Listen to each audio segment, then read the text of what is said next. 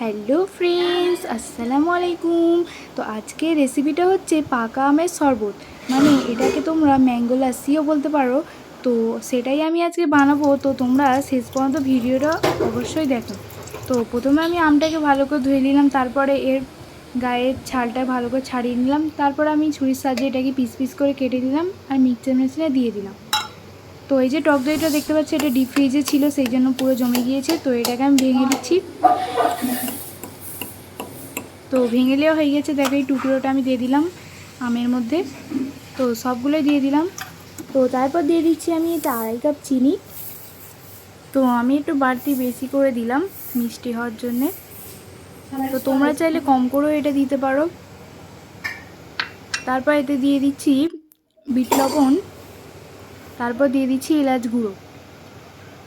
তো সব কিছু দেওয়া মোটামুটি হয়ে গেছে। তো এটাকে আমি এখন ব্লেন্ড করে নেব। তো দেখতে পাচ্ছি ব্লেন্ড হয়ে গিয়েছে। তো এটা একটু ঘন ছিল, তাই আমি একটু ঠান্ডা জল দিয়ে এটাকে ভালো করে ফেটে নিলাম। তো তারপর আমি একটা গ্লাসের মধ্যে এটাকে নামিয়ে নিলাম। তারপর এতে দিয়ে দিচ্ছি গুঁড়ো পিস্তা বাদাম। তারপর আমি এতে দিয়ে দিচ্ছি অল্প করে একটু কেশর। তো সব কিছু দেওয়া হয়ে গিয়েছে। তো এই গরমে তোমরা এটা বাড়িতে অবশ্যই ট্রাই করবে, খেতে না খুবই দারুণ হয়েছিল। তো এই গরমে পুরোই জমে যাবে।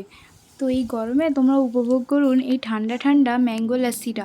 তো এটা হচ্ছে আজকের ভিডিও। তোমরা যদি এরকম ভিডিও আরও চাও তাহলে চ্যানেলটাকে সাবস্ক্রাইব এবং লাইক করে দেবেন। তো আজকের জন্য টাটা, বাই বাই, আল্লাহ হাফেজ।